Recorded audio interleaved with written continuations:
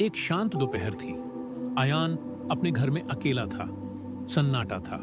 लेकिन तभी घर के नीचे बेसमेंट से आई एक अजीब सी आवाज। रुकता है।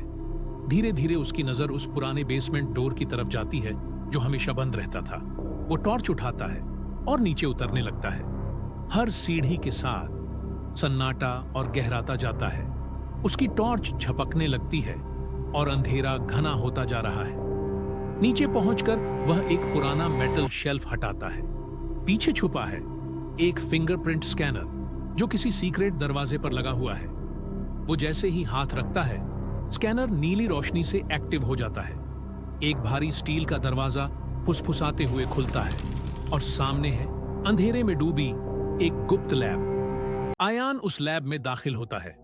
चारों ओर धूल, टूटी मशीनें और बुझते हुए मॉनिटर्स। एक स्टील टेबल पर रखी है एक फाइल जिस पर लिखा है प्रोजेक्ट एक्स। एक पुरानी ब्लैक एंड व्हाइट फोटो, एक बच्चा। लेकिन ये कोई और नहीं, खुद अयान है। वो घबरा जाता है। कागज पलटते हुए देखता है डीएनए चार्ट्स, साइंटिफिक नोट्स, कुछ ऐसा जो उसकी समझ से बाहर है।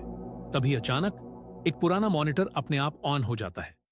स्क्रीन पर आता है डॉ कबीर, एक वैज्ञानिक जो कैमरे की ओर देखकर गंभीरता से बोल रहा है, अगर तुम ये देख रहे हो तो इसका मतलब है वक्त खत्म हो रहा है।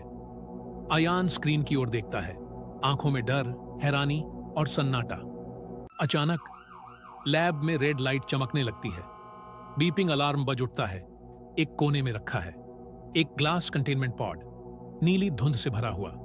उसमें कोई चीज हिल रही है। वो धीरे धीरे उसके पास जाता है।